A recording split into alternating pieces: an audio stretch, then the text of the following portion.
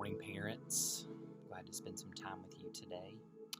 I'm going to have a conversation with my parents later today, as far as I know. My parents live in Charlotte.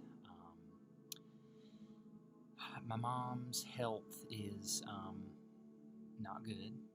She's declining. My parents have lived in assisted living in Charlotte, where I grew up, for the last couple of years.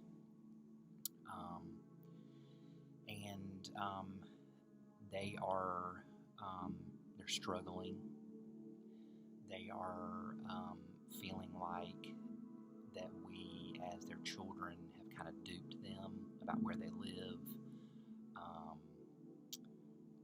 They currently have 24/7, actually it was 24/7 health care in their apartment with them, because my mom was in the hospital and the only way that she could leave was to have medical care.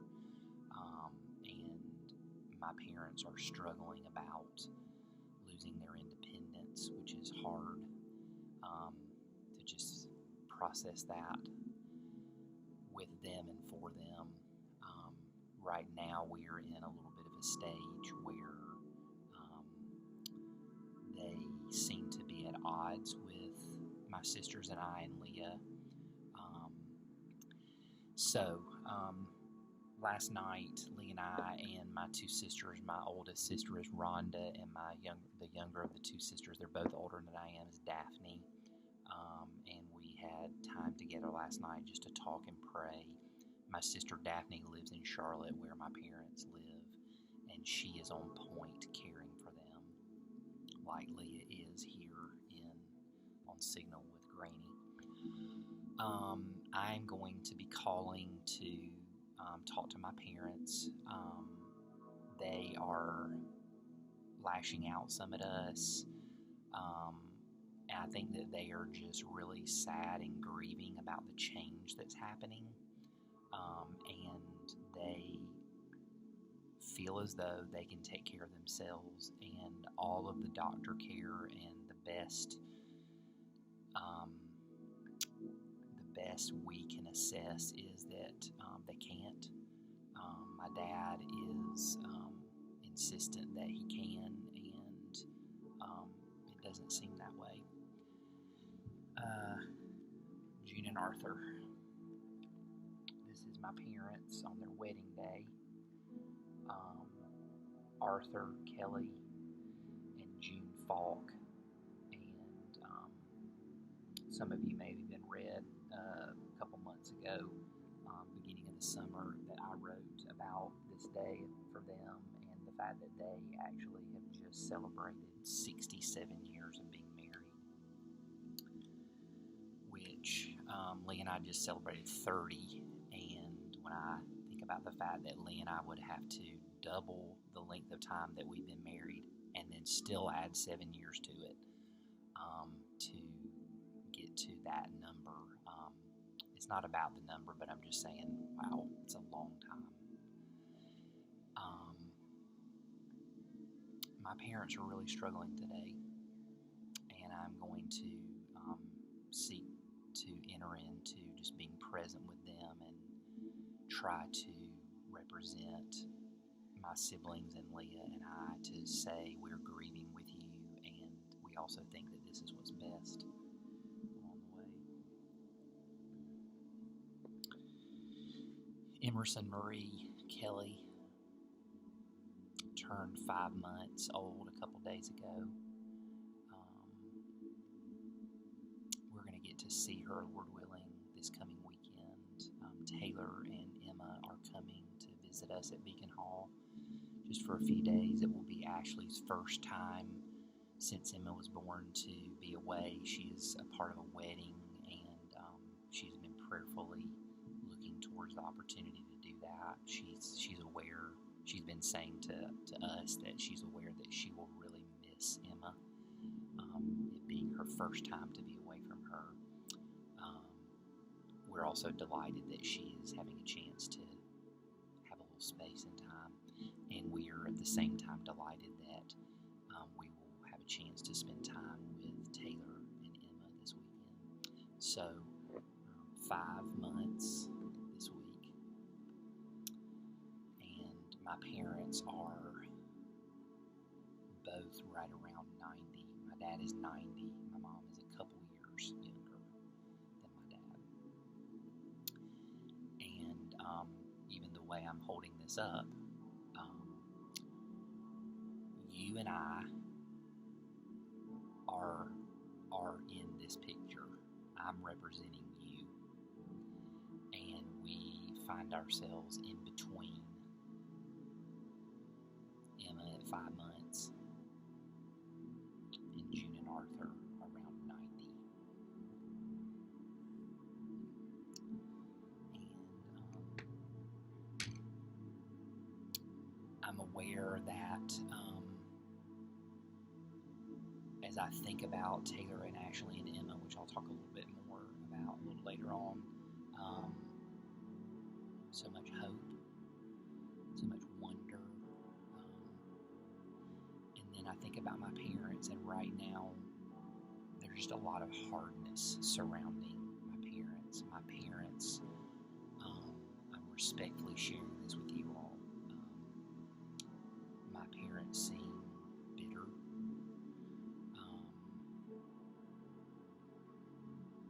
Life doesn't seem super hopeful right now. It seems cloudy, unsure. And I am just wanting to spend a few minutes with you as moms and dads, specifically with students and children, just thinking about what does it look like in between Emma at 5 months and June and Arthur at around 90.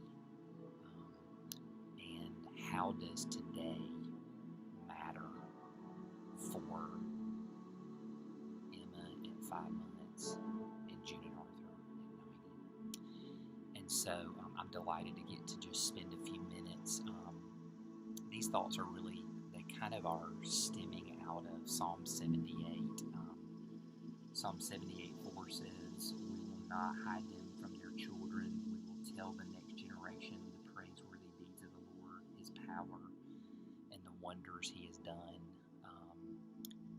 And I'm in this unique intersection even today, thinking about looking towards welcoming Emma this weekend with Taylor and getting to be present with her and wanting to be a blessing to her. That's one generation. Interestingly, don't always think about it this way, but as I get ready to talk to my parents this afternoon, as far as I know, and I'm looking towards it being not necessarily like just a chill conversation, just like a check up, how's it going, but actually moving towards talking through some difficult things. I'm also aware that they are also a next generation. It's not always necessarily just down. I'm aware that there are a number of you that are engaging with your aging parents in different ways. But I am curious about what it looks like to be declaring the praiseworthy deeds of the Lord, His power, and the wonders He has done, even as I think about Emma and as I think about what's happening with my parents. And it's not just thinking about them, I'm also thinking about you. I'm thinking about you as the parents of students along the way right now. There are a lot of words right now. Lee and I have been in little spurts of watching the news. I know everybody has their own particular, place you get news or whatever, and we are not generally news watchers, but I do know that we have pretty regularly been along the way trying to watch just to kind of catch a little glimpse of kind of what's happening in the day. And there's just a lot of words. There's a lot of words online. There's a lot of words on the news. There's a lot of words on the radio. There's a lot of words in our homes. There's a lot of words at church. There's a lot of words as you're just out and about. There's a lot of words, and not in a predictable way, but in a hopefully kind of a gutsy, real way, I'm wondering for all of us together as a community, I'm wondering about where the words of God are fitting in that. Where are the words of God fitting in this time for me? Am I primarily being rooted in informational bites day to day, or am I seeking to be rooted in God's words for me and for us along the way? And so I want to exhort us as parents with children and teenagers that now is for sure a time to be alert to being rooted and anchored in the words of God. And that's all the way down to as practical as how are you and I seeking that in our days. Am I grabbing my phone and looking at the headlines as kind of a way that I'm gauging the start of my day? I don't think there's anything wrong with that. Or am I seeking the words of Christ? And I'm saying that really, I think, from that place of just throughout the years of my life. Here's Emma at 5 months. She's not reading her Bible currently that I know of. Here's my mom and dad in around 90. Don't know if they're reading their Bible. Don't know if they're being nourished in that way. But here I am, and here you are with me in the middle of that. And I guess part of what I'm aware of today is today we do have an opportunity to be founded in God's Word. And that may be just I'm kind of caught up in the thick of all of this craziness with the pandemic, and how is school going to start, and what's happening in our family, and what's happening at our church, and at Chick-fil-A, and whatever. And I need to go back to the basics of, oh Lord, I need to be with you. I want to be with you. Lee and I have really special friends that live in the Knoxville area. This couple has triplets and then an older daughter, and our children have kind of grown up together, and Trey actually went to school, was in the grade of the triplets. It was 2 girls and a boy, and they have been just special friends over the years. And right around Christmas time, the husband discovered, in fact, it was Christmas Eve day that he was in the hospital having tests done, and he actually died within the last month. And just grieving for them and with their family, and no service, kind of a part of this uniqueness of this time frame. And I happened to read words from one of the daughters, and I was thinking about this specifically for you and I, and that is, she was processing her heart about things that were going on for her as she was grieving the loss of her dad, and she just tucked away in some sentences as she was expressing her love for her dad, missing her dad, can't believe you're not here. There was a sentence that, almost in passing, it was quiet, but it said, I remember all of the mornings that I came out of my room and I saw your Bible and your journal open on the table. And she wrote a few words, not overhyping it, but she was declaring, I saw it. I saw something that was important to you. And candidly, in the midst of her dad now being dead, she's taking into consideration the things that she remembers about him. She remembers lot of things that are very dear and very tender. And one of them that she remembers is, I remember a pattern that you had of seeking God and His Word as the days would start. Wasn't a legalistic have to, wasn't a you better. And that's also what I'm saying to us. I'm not saying you better. I'm not saying, man, you have to. I'm saying what's happening for you and I as we are thinking about all of the words that are filling the atmosphere right now, and how are we in relationship to being connected to Jesus and His Word, and thinking about what is being pictured for Trey and what is being pictured in your family.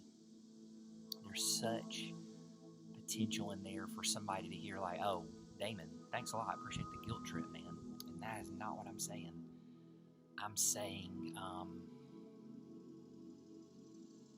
wonder about our hunger for God's Word and just wanting Him to increase that in us. Wanting Him to increase that in me.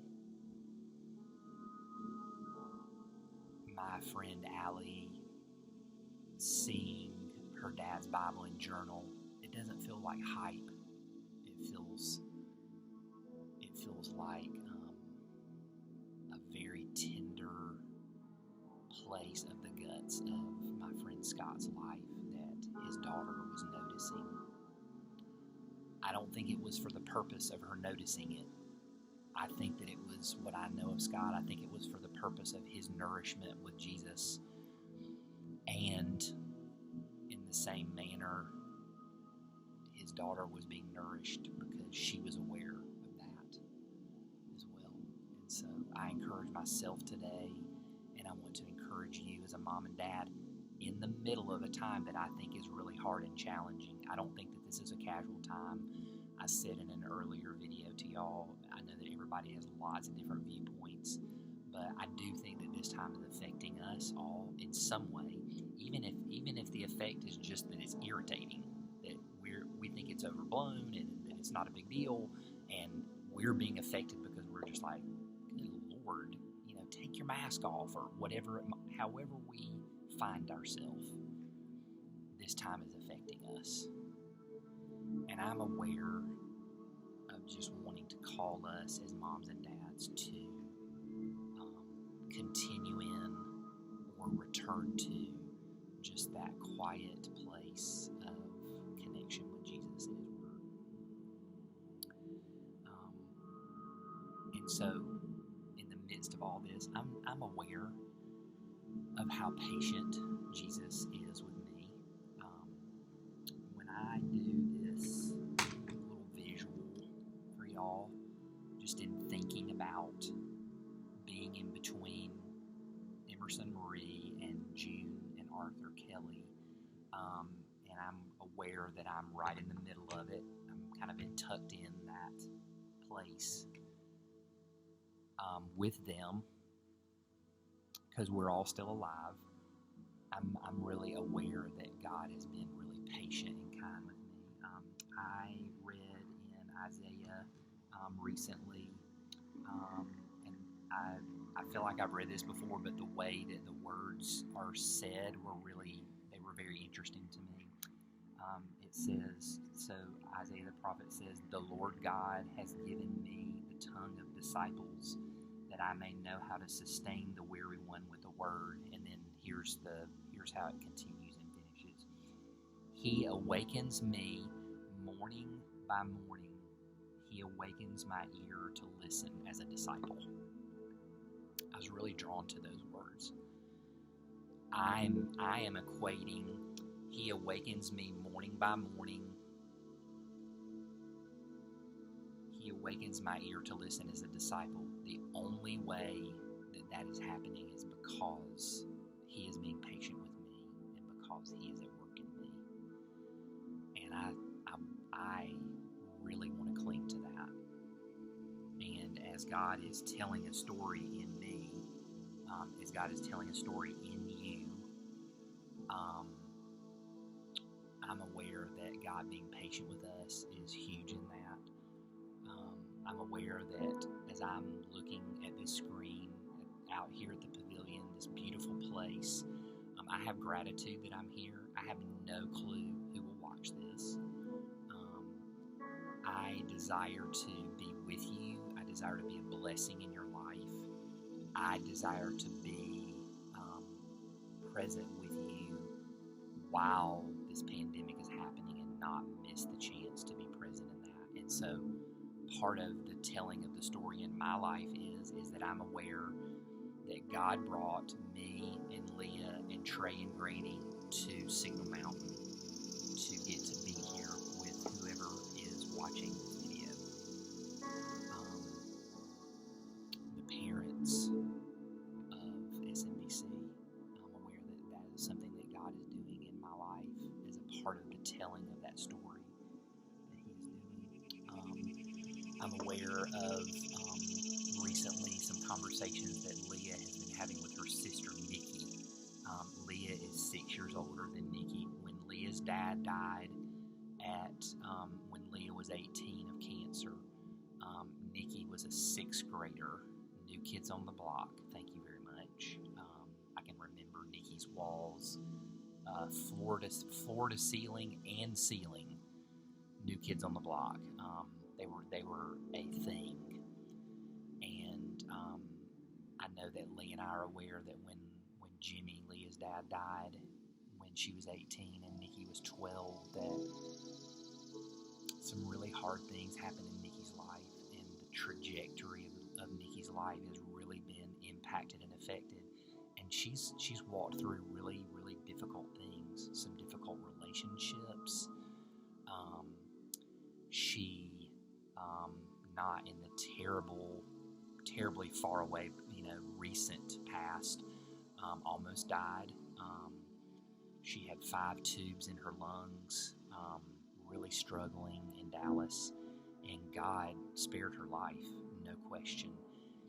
And I'm thinking about Nikki this morning as I'm thinking about the story that God is telling in you and He's telling in me. I'm also thinking about the story that He's telling in Nikki and her husband DeMarcus as I listen to Leah talking to Nikki and I hear Nikki praising God about His work and movement in her life.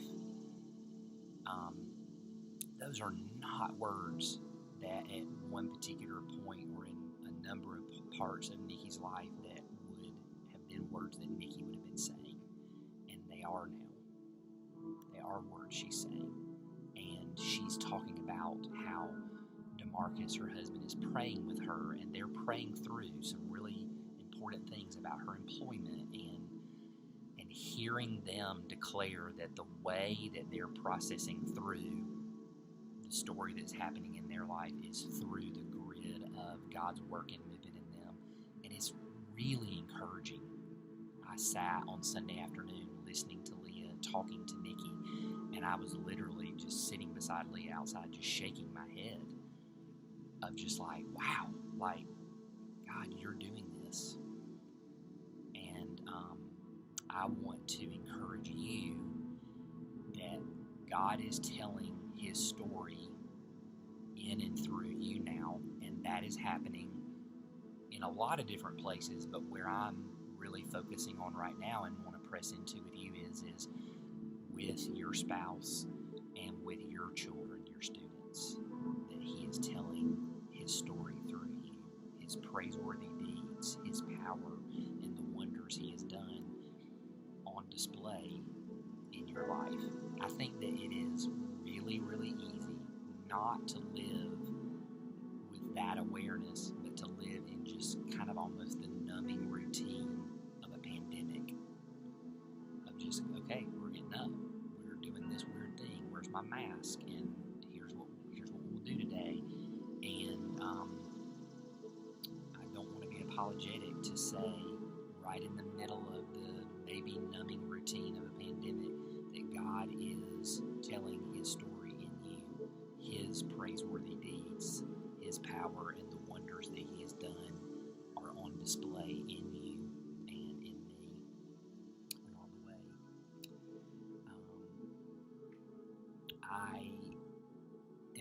excited to get to see Taylor and Emma this weekend. We will also hopefully a couple weeks from now get to see Ashley with them as well. But I've written to y'all earlier in this year, pre-pandemic and in the very beginning of the pandemic, in some of the Cultivate writings, just about what it has been like to watch Emma come, and it is so amazing to not be the parent in the guts of having a new child, but watching them and just watching how it is all inclusive. It has been all of who they are as we've gotten to see them briefly, as we've talked to them, as we've FaceTimed them, seeing the absolute exhaustion of basically just like stumbling because they haven't slept, and they are now in that reality of that it is constant, it is 24/7, and just watching Taylor and Ashley in the midst of that as they are in these early months with Emma is really, it's stirring for my heart. Sure, because I love Taylor, because I love Ashley, and because I love Emma. But what I'm aware of is God is doing this. He's doing it. In Psalm 78, there's this one verse that says, He decreed statutes for Jacob, and He established the law in Israel. And what I'm aware of is, that feels very strong, that I want to say to you all is that we're not coming up with this. God is establishing His story in us, and He's inviting you and I to participate with Him in that. But it's not on us. It's not on us to come up with the plot. We're being invited by Him to live with Him in this story. And I don't want to miss declaring to you and to me that in this mysterious time of the pandemic, and in the mysterious time when there's no pandemic, but you are living life as a parent in your home, that it is God who establishes in us. He is the one that's establishing His story in us. I love this one particular phrase in Hebrews 6. It's the first couple of verses of Hebrews 6. Incidentally, I love the fact that we don't know who the author of Hebrews is. I just think that's really fun, because I like the fact that we don't have to know everything. I think it'd be cool to find out who it is. But in the beginning of chapter 6, the first verse is basically the writer is saying to the people, hey, by this time you really should be a little more down the road. You should not just primarily be hanging out in the elementary truths about Jesus. You should be maturing along the way. And there's this really unique phrase where he says, when he expresses about the opportunity to be able to grow and learn, he says, and God permitting, we will do so. If the Lord permits, we will grow. And I like just that subtle reminder as I think about Taylor and Ashley just pouring their life into Emma, and it just being excruciating and exhausting and wonderful. As I think about you investing your life in your sons and daughters in the midst of a pandemic, as school gets ready to start, and we wonder what that will look like, and we wonder what it will look like for them to be at home, if they're going to be home, or to go out daily, or some days be out and some days be home, all of those things. And even beyond that, just as we long for and hope for them in relationship with Jesus, about how God is growing them in their story,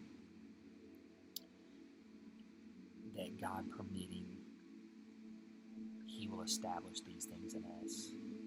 It's not going to be us drumming them up or coming up with them. We get to participate, but we are not in charge. And so we even say, God, please let us grow, let us mature along the way. And I find that as I think about Emma growing up in these early months in the midst of a pandemic, and as she gets ready to just start her life in what our world and what our culture is like, as I think about you in the guts of living life in your family with your sons and daughters, seeking to love them and point them to conversation that I'm going to have with my mom and dad later today, and wanting to love them and also wanting to speak truth to them, that we are sensing this is what's best for them right now. In the midst of all of that, that we can say, God, we trust you, and that it's not just cute, that it's not just filler, but we can think in our inner man and in our inner woman and be like, okay, God, am I really needing this? And honestly, right now, the answer is no. I don't think that I trust you. And then maybe at another time, it's I'm thinking that in my inner man and my inner woman, and I think that right now, yeah, I think that I trust you, at least a little bit. And ultimately, we are looking to put our trust in you, Jesus, in the midst of all these things. And as I'm saying this, I'm just aware of this. Is this practical? It's practical.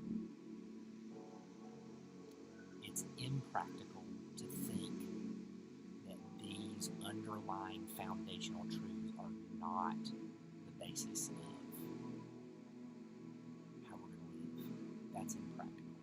And I believe that we know that that's what Jesus is teaching us. So I just want to close with just a few last ideas and thoughts, and that is to say this. I feel like this is a really powerful thought. It's not new. It's not mine. And that is just simply to say to you that God can use you right now, right where you are, with your spouse and with your children, your students. That can happen today. And that you and I can think, okay, how, if I'm watching this with my spouse, how, like literally as I turn this off in a couple minutes, how can I be present with my spouse? How can I love them? How can I be present with them? How later when I see my student, maybe you're in a routine of just kind of what life looks like with your student. How might that look different, perhaps? Of just how you might be present with them today. And would just even say, what are you hopeful for in yourself today that might be an impact?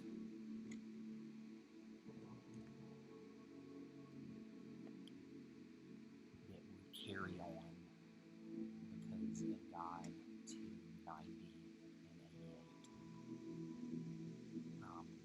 As I think about talking to June and Arthur later today, and I think about how hard it is right now, it is causing me to think about what the trajectory of my life is, and what I'm hopeful for in my life. And so I'm saying that we right now, before 90 and 88, we can consider with the Lord and with each other what we're hopeful our impact will be. And lastly, want to say that in the midst of that there is battle, there's opposition. That us really believing that us living a life declaring the praiseworthy deeds of the Lord, His power and the wonders He has done is a reality for us, and that it is actually and can be the dominant reality of our life, not just our routines. And I find that really challenging. I notice that my routines they're important to me. They're a good friend. But I don't want to be so set in my routines that I'm missing what God has for me right now. And that includes with you. And that's actually part of the reason why I'm sending this video to you, is I am not wanting to miss the opportunity to be present with you all in the midst of the pandemic. I close with just the simple thought of this, and that is the beauty and the power of the Trinity exist regardless of our circumstances. And the beauty and the power of the Trinity